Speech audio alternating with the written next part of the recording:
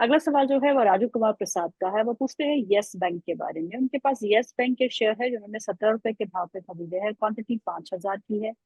और उनके पास सम्मान कैपिटल है जो उन्होंने 150 रुपए के भाव पे खरीदा है। तो आज अगर हम यस बैंक को देखें तो 17 उनकी खरीद है, 18.7 के आसपास वो काम काज कर रहा है, मोर और less flat, but still he is in profit.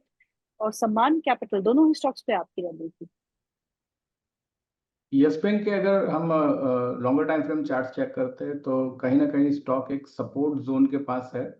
और हम्म। शॉर्ट टर्म में भी हम देख पा रहे हैं लास्ट 1 वीक के अंदर स्टॉक एक कंसोलिडेशन रेंज फॉर्म करके बैठा है। नीचे में हम्म। 18-20 से लेके ऊपर में हम 19-19 तक के लेवल्स में एक कंसोलिडेशन नैरो रेंज के अंदर हमें यस बैंक में दिख रहा है। सो शॉर्ट टर्म चार्ट्स के अंदर कहीं ना कहीं रिवर्सल के सिग्नल्स भी दिख रहे हैं। मोमेंटम ऑसिलेटर्स कहीं ना कहीं रिवर्सल सिग्नल दे रहा है। आई होप के स्टॉक के अंदर 19 रुपए का अगर शॉर्ट टर्म में ब्रेकआउट हो रहा है तो मेरे हिसाब से एक स्टॉक में अच्छा अपसाइड बाउंस देखने को मिल सकता है, जहाँ पे हम 20 रुपए तक के टारगेट देखने को मिल सकते हैं हमें। सो आई होप इस स्टॉक को आप शॉर्ट टू मीडियम टर्म के लिए होल्ड रखिए। और लॉन्गर टाइम फ्रेम चार्ट्स को अगर देख रहे हैं तो यहाँ पे भी रिवर्सल सिग्नल्स दिख रहे हैं। सो मुझे लग रहा है कि स्टॉक को 20 रुपए के टारगेट के लिए होल्ड करिए शॉर्ट टू मीडियम टर्म के लिए यस बैंक के अंदर। दूसरा ओके। जो और स्टॉक था, सम्मान कैपिटल?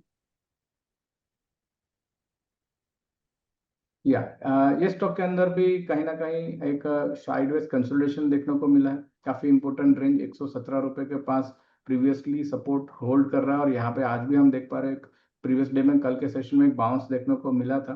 मुझे लग रहा है अगर आपका यहाँ से 5 से 6 महीने का है, मीडियम टर्म का है, तो इस स्टॉक के अंदर ऊपर में आपको 140 तक के लेवल्स देखने को मिल सकते हैं। सो इसको आप होल्ड कर सकते हैं। स्टॉप लॉस नीचे में आप 110 रुपए का मेंटेन रखिए। अगला सवाल है दिलीप व्यास का। दिलीप व्यास जी हमें राजकोट से लिखते हैं। वो कहते हैं उनके पास राजू इंजीनियर्स के शेयर 98 की बाइंग प्राइस है, 100 शेयर है। लॉन्ग टर्म टारगेट क्या हो सकता है, क्या रहेगा इसका?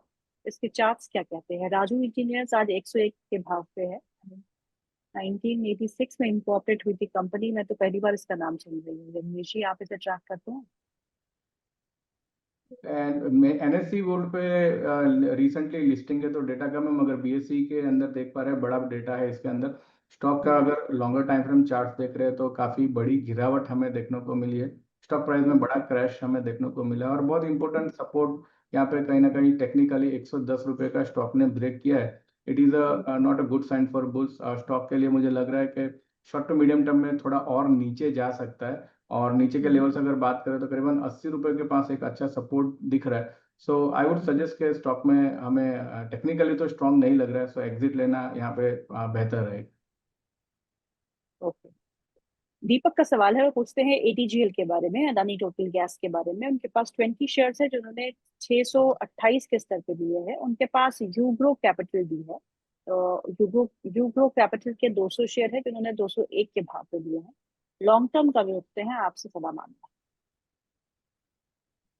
सबसे पहले एटीजीएल अडानी टोटल गैस के बारे में बात करेंगे तो स्टॉक में हमें शॉर्ट टर्म के अंदर कहीं ना कहीं एक साइडवेज कंसोलिडेशन ही दिखा है। कोई बड़ा ट्रेंड यहाँ पे देखने को नहीं मिला है। और लॉन्गर टाइम फ्रेम चेक कर रहे हैं तो कहीं ना कहीं रिवर्सल के सिग्नल्स हमें 580 के लेवल पे देखने को मिल रहे हैं। सो शॉर्ट टर्म के अंदर मुझे लग रहा है स्टॉक के अंदर एक बाउंस देखने को मिलेगा। और लेवल जो ऊपर में ध्यान में रखने हैं 670 and 700। These are the two levels और रेजिस्टेंस जोन है। मुझे लग रहा है कि स्टॉक में ये लेवल्स शॉर्ट टर्म के अंदर हमें आते हुए देखने को मिल सकते हैं। दूसरा जो स्टॉक आपने बताया वो हम रिसेंटली ट्रैक नहीं कर रहे। ठीक है। सैयद हुसैन जी का सवाल है। वो नाराज है हमसे कि हम उनका सवाल जो है बहुत समय से नहीं दे रहे। तो उनका सवाल जो है वो आरबीएल बैंक पे है। उनकी बाइंग प्राइस जो है वो 216 रुपए की है। I can hold up to 1 year. Please ask to the expert what can I do. I request to please take my query. So I have taken your query, Syed ji. तो मैंने सर से पूछ लिया। यज्ञेश जी, आरबीएल बैंक में इनकी खरीद है 216 की। अभी चल रहा है 257 के आसपास पे, यानी कि मुनाफे में ही है। 1 साल का लॉन्ग टर्म का व्यू रखते हैं। आपकी क्या सलाह हो? स्टॉक टेक्निकली काफी मजबूत है। स्टॉक हम देख पा रहे हैं कि बैंक निफ्टी और निफ्टी दोनों इंडेक्स को आउट परफॉर्म कर रहा है। और क्वार्टर रिजल्ट्स भी काफी बढ़िया रहे, इसके नंबर्स इंप्रेसिव रहे।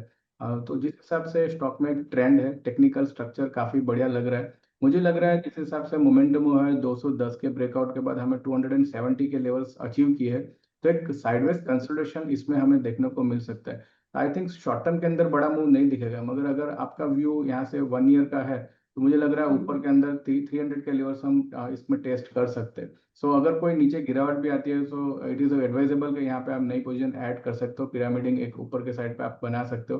मुझे लग रहा है कि 300 के ऊपर के टारगेट इसमें अचीव कर सकते हैं, और इसका अगर स्टॉप लॉस आपको मेंटेन रखना है 230 रुपये का मेंटेन रखिए। जी। मोहित पाल सिंह जी का सवाल है, वो पूछते हैं सेल के बारे में। स्टील अथॉरिटी ऑफ इंडिया 104 की खरीद है, 123 पे आज कामकाज कर रहा है, टाइम होराइजन 3 साल का है। आपसे गाइडेंस मांग रहे हैं कि क्या करना चाहिए। आज मैं तो सिर में काफी अच्छी तेजी देखने को मिल रही जी, मेटल्स शाइन कर रहे हैं, मगर ये एक स्टॉक है जो एक अंडर परफॉर्मर रहा है। काफी टाइम से जी। हम देख पा रहे हैं कि स्टॉक के अंदर 135 140 के बीच में लगातार हाईस फॉर्म हुए, मगर हायर लेवल्स पे कहीं ना कहीं बिकवाली ही देखने को मिली है। रिसेंटली काफी करेक्ट। बढ़िया सपोर्ट था 125 वाला, वो भी इसने ब्रेक किया हुआ है। सो मुझे लग रहा है शॉर्ट टर्म के अंदर बाउंस देखने को मिल सकता है 125 130 के बीच में, मगर बड़ी तेजी इसके अंदर 140 के ऊपर ब्रेकआउट हो रहा है कोई क्लोजिंग बेसिस पे, उसके बाद ही देखने को मिलेगी।